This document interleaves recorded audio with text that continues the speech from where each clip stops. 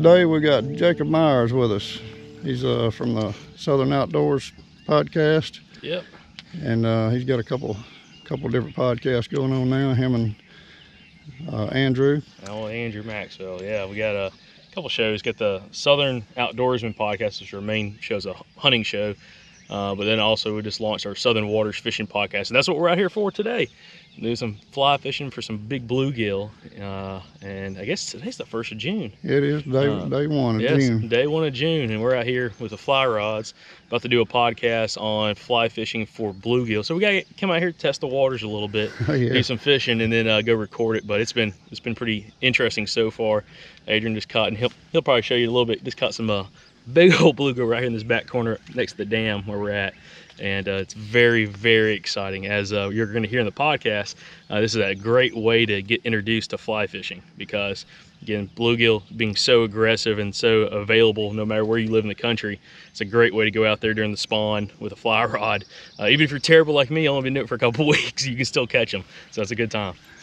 Yeah, you want to tell people about where they can find you at on the internet? Or? Yeah, so y'all can find both shows, both the Southern Outdoorsmen and the Southern Waters Fishing podcast, on Apple Podcasts, iTunes, Spotify, pretty much anywhere. Just search any place a podcast may be found, and you'll find both shows. Again, Southern Waters and the Southern Outdoorsmen. But today we're going to record one for the Southern Waters podcast, great fishing show, and bring out some pretty interesting content. And it's exciting. Hey guys, we all love fishing, and the bluegill and the live well I think is pretty exciting too, as they're flopping around. So it's a good time. And I'll leave the links in the description section of the video here. But yeah, welcome back to AWF Outdoors. We're just out here enjoying a beautiful day and teaching someone else about fly fishing. And if you get an opportunity, and some of you older guys, man, just always make sure you take somebody out, whether you're hunting or fishing or just enjoying the outdoors in general. You know, share some of that knowledge with everybody, because they really appreciate it, and they could use it. And you know, we got an opportunity to share the history of our experiences. You know, from, you know, like myself, I'm almost 60 now, so I've been fishing since I could hold a cane pole. So yeah, just make sure you take someone out there and teach them how to enjoy the outdoors like we have. So let's get back to catching some more big bluegill. There's one, another good one. Yep, I just missed one while I'm over here messing around. Nice. Boy, that just feels good, don't it? That pull. Absolutely. Nothing like it right there, buddy. Unless you got a 3-pound crappie. I was gonna ask, have you ever tried to catch spawning crappie on a fly rod? No, but I've been wanting to. I feel like it would work pretty well, you know, in the right application. Look at that. Yeah. Whew. That's pretty, isn't it? That's a pretty one.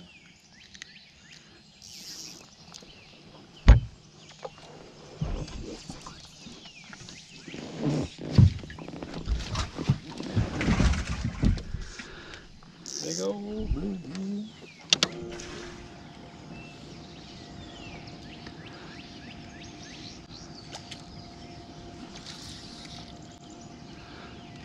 Oh, that should have been a fish right there. Did you see that? Huh? Oh man, he come off. He got off. Try him again. I'm over here with tangled up fly line for whatever reason. At least they're hanging around this spot here.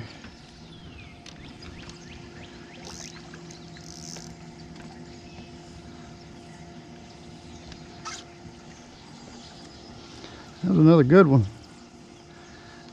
They usually don't come off. I might have had too much reaction on him. Let's see what's over on that side. Oh, there he is. Oh yeah, there's a good one too.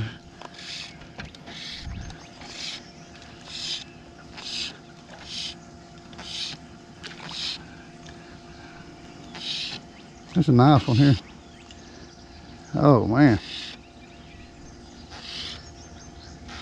He don't want to come up. Look at him. Oh man, you believe that? Golly. Hey, I got video proof of that one. Oh, that's funny. Here, get that out of your way. No, you're all right. You go ahead, man. I'll fish anywhere. That was a good one there, wasn't it? Oh, that was a beautiful one. Yeah, big old sucker.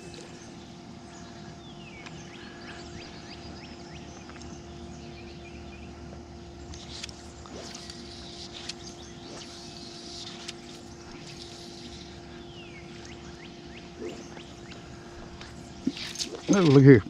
Oh man, another one. You better get over it, Jacob.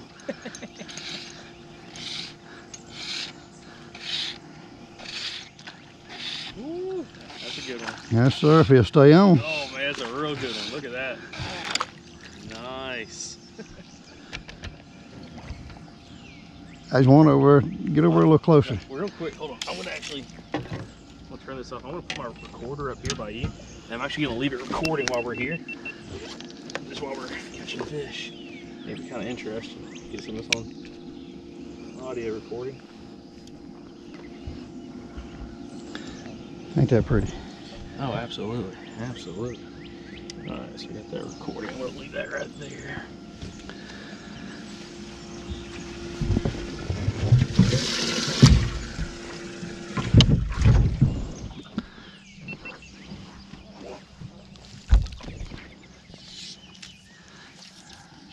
Man, that's something, man, that they're still there. Yeah. Oh yeah, for sure. I was gonna say, even when we were over here, I was looking over there when we were sitting here, and they were still. Yeah, you can see the waves over there. Mm-hmm. Yeah, when we pulled up here. That's bluegill right there, baby. Watch this. Oh, look at here. Nice. Oh, look at here. That's bluegill right there.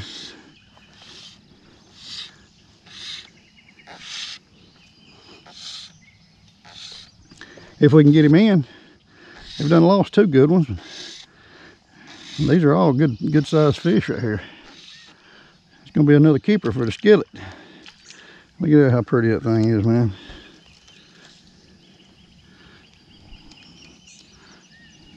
They're not beautiful.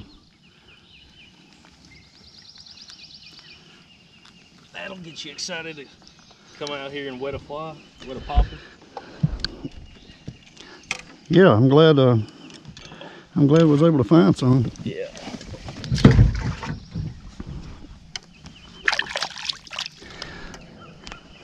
So far, every time we get in the zone over there, they're taking it. Look at him over there in the back. Yeah, they're still over there. A little frenzy now.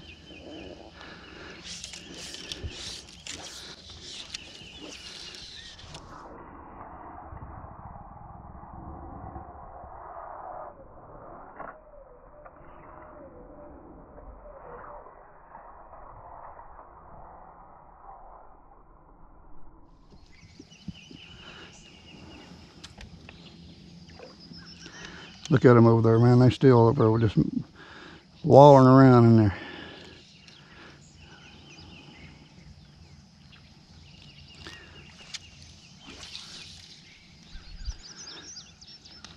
Oh man, look here. You got to get you some of this action here, Jacob. We're working on it. We're working on it.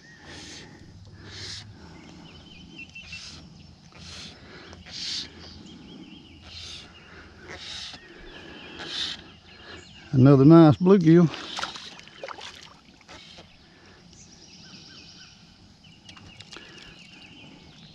He got it down his mouth a little bit. We're going to have to work on him with that stick. Yeah, get you a stick like this, guys. And just, I know there's different ways to get these hooks out, but it's just the way I've always done it. Just push it in there and pull it back out. There's the fly we're using today. You can get these at Walmart. I think they're made by Meps. It's just a little small popper bug, top water. Another bluegill.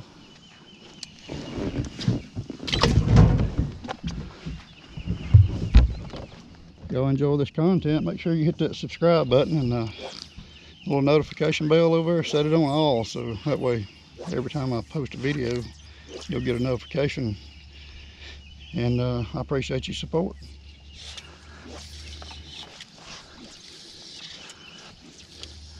All right, Jacob, since you didn't want that, I'm gonna get him. There you go.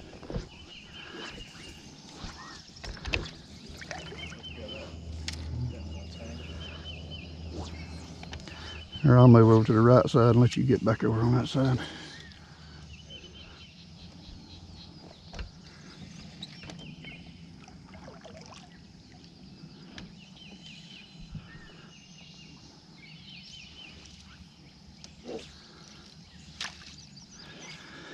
I hope we can find one or two more places that's got some on it.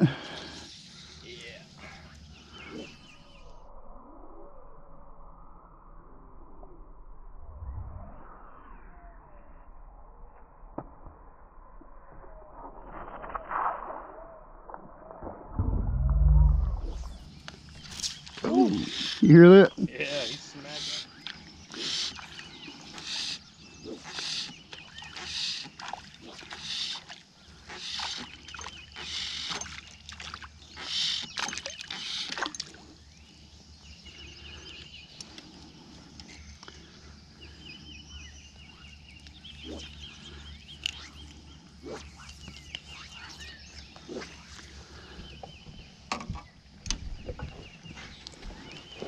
Some fun stuff. Oh, there we go. Got him. Oh, All that's right. not a bass. Oh, you got a bass on there, and you. Man, did he get hung up? I caught a couple bass there last time. He's still on there. Is he? I think so. Oh. Just let him have a little slack and see if he'll pull loose. Yeah, he's still on there. Oh, maybe not whole. Let's see. Dang. Yeah, that was a bass, 100%. Here, we can pull over there. I got it. See, good. You get it loose? Yeah, that's what. Very recently, after this last fishing trip, got some heavier tippet leader line. Yeah, I used to use. Reason, so when you get hung up, you just yank it out of there. I used to use 2 and 4 pound tests, and then I went on up to like 6. Oh man, did you see that? That was a good one. Yeah. I check my hook, make sure it's not bent up. That looks good.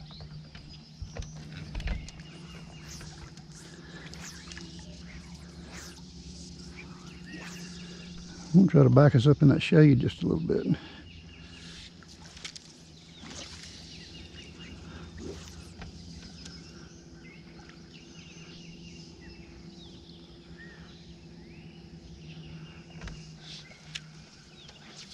Yeah, this, you can't have much more fun than this. The one just hit yours? Yeah, he slapped it. He didn't take it under, still sitting on top.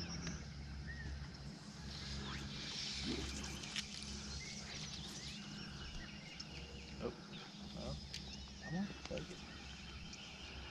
I like to let that bug hit the top of the water kind of hard. Yep. That'll get their attention.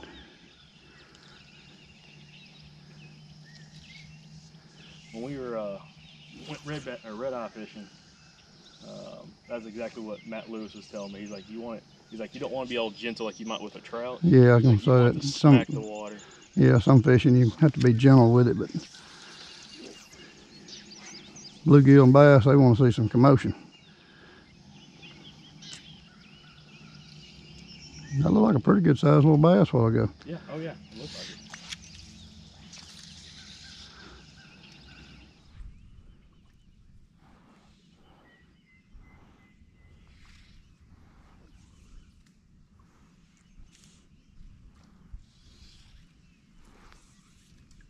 Come on.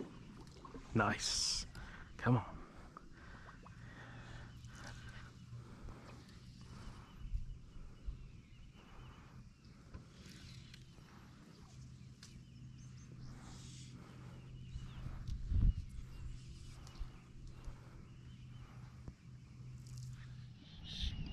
There's another one.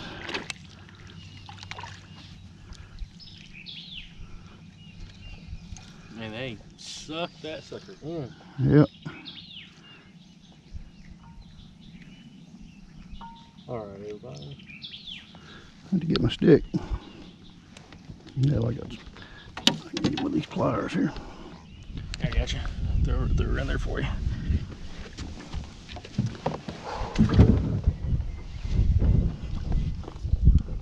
Put that back right here next.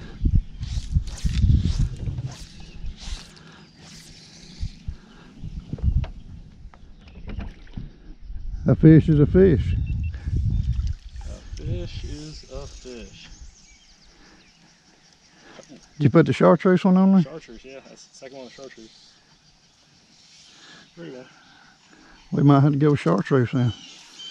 Or you stick with that. I'll stick. I've had hits on early on this point. I'll stick with it. They were all so small.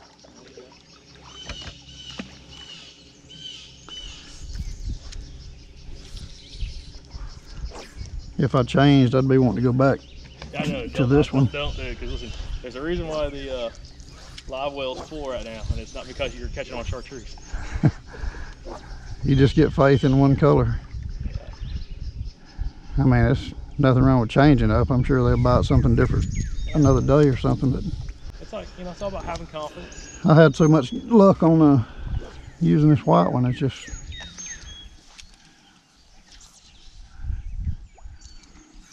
Oh, I missed that one. At the end of the day, I won't have to wonder if I'd have had that white one on there, would I have done better? Yeah. That's the cool thing that Andrew likes about like fly fishing. Me too, but it's like traditional archery. There's like a art and movement to it. Yes, it's traditional for sure.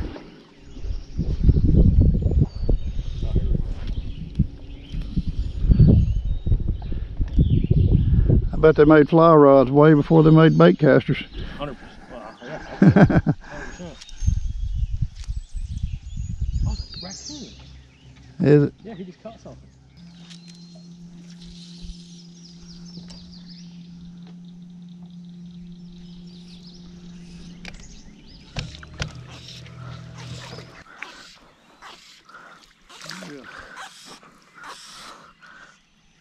Hey, listen, somebody's got to catch the bait. A fish is a fish. Fish is a fish. About 4.5 inches long.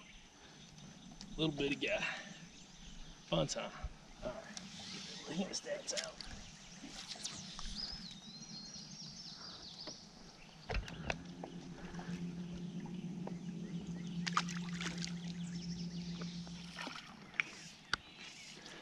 There we go.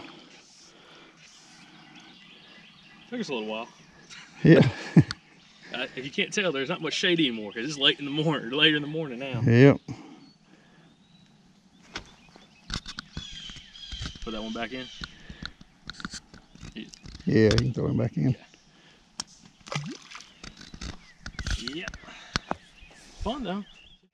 3, 2, 1. Welcome back, everybody, to another episode of the Southern Outdoorsmen Fishing Podcast. Today, we are joined again by our good buddy, Adrian Farley. And actually, we just got off the water here, sitting right next to Bibb County Public Fishing Lake in Alabama, Bibb County, Alabama. And just got done doing a little fly fishing for some bluegill. So, before we kind of get into that, Adrian, how you doing? Good, man. Awesome. Well, hey, getting a little hot. It's getting a little toasty. We're out here. You know, it's definitely, I see, it's 10:30 in the morning, and it's already pretty much unbearable in the sun. June 1st. June 1st, Alabama, and we're roughing it out here. But you know, we got out here a little bit, I guess, later than we originally had talked about. You and me talked about trying to get out here sometime in May, but I know our schedules didn't align very well. Try to catch them right when they're spawning.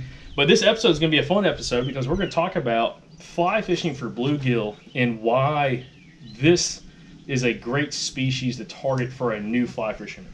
And I'll be honest, Adrian, I've been fly fishing now for 3 weeks, and the reason I bought my fly rod set is because the last time we had you on, when we were talking about post-spawn crappie, you're like, man, you need to get you a fly rod and learn how to catch them spawning, you know, brim and bluegill. Yeah. And I was like, man, I went after that podcast that night. I'm like, man, I'm just going to go buy one. I started watching videos on YouTube, found a real cheap combo that a couple different YouTubers had reviewed and, you know, had good things to say about for the price point and everything, and bought a complete 5-6 weight combo for about $88, and which we'll kind of get into a little bit more. But from that point on, when I started fly fishing, I caught my first fish. First day going out on the there. bank? Yep, on the bank. Actually, I was fishing. That's a little harder on the bank too. It's tough. Yes, it is, because you're watching, making sure you're not snagging trees, bushes, people's dogs. This all came about because on that last episode we had you on, you were like, man, fly fishing for bluegill during the spawn, during May, but also throughout the summer is an awesome kind of way to target them. So I'm like, I'm going to do it. Did it, and now I'm fully hooked. I'm addicted. It is literally some of the most fun you can have on the water, guys, and that's what we're going to talk about this episode. But Adrian, just to kind of kick us off, can we talk a little bit about like what is your background when it comes to like fly fishing, especially when it comes to like targeting bluegill? Well, I'm not a professional at anything. I'm just a jack of all trades, but I've always found that fly fishing just seemed like an interesting sport. And I just like the idea of using a fly. I mean, it's kind of prehistoric in one way and kind of elite in another way. You know, it's between using a cane pole and a Shimano bass reel. That's a good point. But there's a lot of technique to it too, you know, and I like a good challenge like that. And yeah, man, it was probably, I don't know, probably mid-teens, I guess. Mm-hmm. Just probably picked up a used one somewhere and, you know, just used those cheap fly rod for years. And then after I got on up to, you know, adulthood, and I ended up buying me a good rod and case and good reel, and learned a lot about it from an old man that had a Napa Auto Parts. I was 17 or 18 years old working as a mechanics helper, and I had to run down to Auto Parts a lot with the man that had that Auto Parts over on 31 in Alabaster. He and his son was big time fly fishermen. Every time I went in there, they was filling with their fly rods and everything, you know. And he gave me some tips on what to look for, what to buy. So how many years are we looking at roughly that you've been fly fishing? Not to age yourself, but I'll put it like this: I'm almost 60, and I started in my teens, so I don't know what year. So yeah, well there you go. 45 years. Does that be right? Yeah. Oh yeah, it's in that ballpark. By the way, when you started fly fishing, was there anything specifically you were targeting for like wild fly fishing, or was it pretty much just whatever? And then after learning how to find the bigger bluegill, and then that's when I really got interested, and I've been hooked ever since. And that's a great kind of intro to this episode, because that's what I want to get into is, you know, first off, here to learn how to, you know, fly fish. It wasn't on my radar really. I had, you know, guys I knew that had fly fish or were very passionate about it, and just never really stuck to me. And really what was impactful for me is, again, that episode, but I've heard you in the past and seen you fly fish in the past, is like you talking about, Jake, you need to get a fly rod and you learn how to throw it and you put a popper on or fly and go catch a bluegill. I'm like, okay, I'm going to try it. And it's like down a rabbit hole ever since. Like as we talked earlier on the boat, which we got some pretty interesting audio recordings that y'all are hear sometime during this actual episode. We had mentioned, or I think you had mentioned too, the fly fishing, the art of fly fishing, because very much is an art, is very similar to like traditional archery. Like watching the flight path of that arrow. It's like the whole thing with your fly line going back and forth, keeping that tight loop. It's relaxing, but it's finicky, and it gives you instant feedback. Like if you mess up, you're gonna know very quickly. Yeah. And you can correct yourself. And it's just an absolute blast. But Adrian, just kind of talk about like what we're doing here. When someone's going out fly fishing for bluegill, of course the spawn's gonna be the best time of the year. Of course down here, and I guess through most parts of the country, May is that sweet spot. But as you were telling me earlier, you know, pretty much you can find them spawning every time we have a full moon throughout the whole summer, right? Yeah, that's about right. All the brim don't spawn every full moon, but usually on any particular lake you'll find a brim bed or several that's going to be spawning. You know, they'll start usually a few days.